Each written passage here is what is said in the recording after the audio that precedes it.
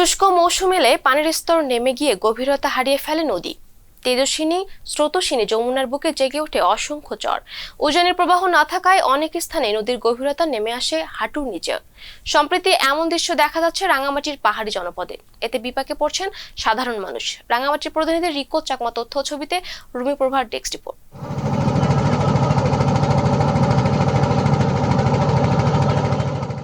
রাঙামাটির বরকল উপজেলার সুবলং ইউনিয়নের শিলারডাক এলাকায় অস্বাভাবিক মাত্রায় পানি কমে যাওয়ায় ডুবোচরে ইঞ্জিন চালিত বোটগুলো প্রায় সময় আটকা পড়ে যায়।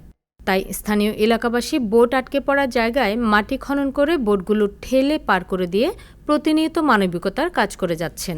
এখানে যখন দেখতাম যে এখানে অনেক বোট বাইজা যেত, যার কারণে রাস্তার প্রচুর গ্যাঞ্জাম শুরু হইতো আর যাত্রীদের ভোগান্তির শিকার হইতে হয়।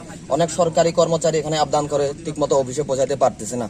সেজন্য আমরা চিন্তা করছি, আমাদের এলাকার লোকজন, স্থানীয় এলাকাবাসী মিলে আমরা চিন্তা করে দেখলাম যে এটা তো এরকম ভাবে চলতে পারে না। এজন্য আমরা নিজস্ব উদ্যোগে আমরা এটা খনন করে দিচ্ছি। খনন করার পরেও মাটি আবার ভরাট হয়ে যায়, যার কারণে আমাদের 20-25 জন লোক এখানে প্রতিদিনই কাজ করতে হয়। বোট বেজে যায়, ঠেলতে হয়।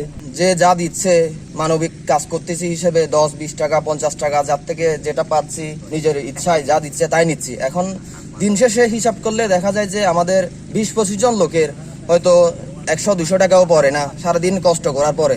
যদি এখানে বোট আটকে যায়, রোগীর হোক, যে কোনো যাত্রীবাহী বোট হোক, আমরা যদি এগুলো ঠেলাঠেলি করে খুবই দ্রুত ফাটাইতে পারি, আমার এগুলো ভালো লাগে আর কি। ধরেন আমরা চাই যে কেউ 10 টাকা 5 টাকা 20-50 টাকা এরকম দিয়ে যায়।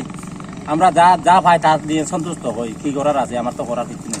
জানা যায় সুবলংয়ের এই শিলারডাক হয়ে রাঙামাটির 4 উপজেলা বাঘাইচড়ি, লংদু, বরকল ও জুরাছড়ি উপজেলা মানুষের নৌপথ যাতায়াতের একমাত্র মাধ্যম।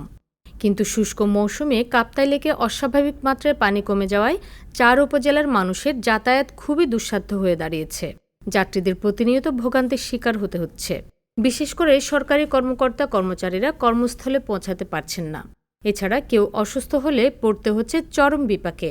ওনারা তো আমাদেরকে হেল্প করতেছে। হ্যাঁ, আমরা 2-4-20-50 টাকা দিই, এটা তো ওদের কিছু হয় না। অনেকগুলো মানুষ পরিশ্রম করতেছে, কিন্তু আমরাও তো কিছু টাকা দিই আর কি।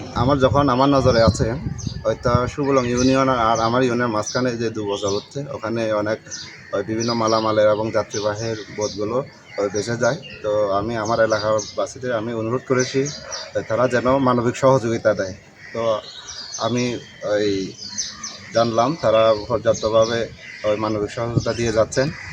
তো আমি তাদেরকে বলছি যে কোনো কারণে জোরপূর্বক টাকা নেবেন না। যদি তারা স্বেচ্ছায় কেউ বকশিস করে তার নেবেন।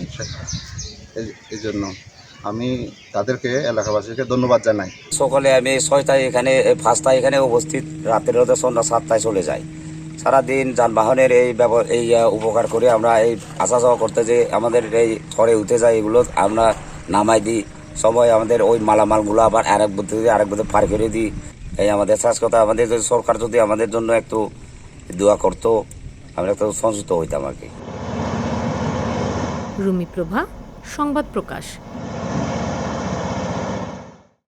সংবাদ, ফিচার ও অনুষ্ঠানের জন্য ভিজিট করুন সংবাদ প্রকাশের ওয়েবসাইট এবং যুক্ত থাকুন ফেসবুক পেজ ও ইউটিউব চ্যানেলের সঙ্গে।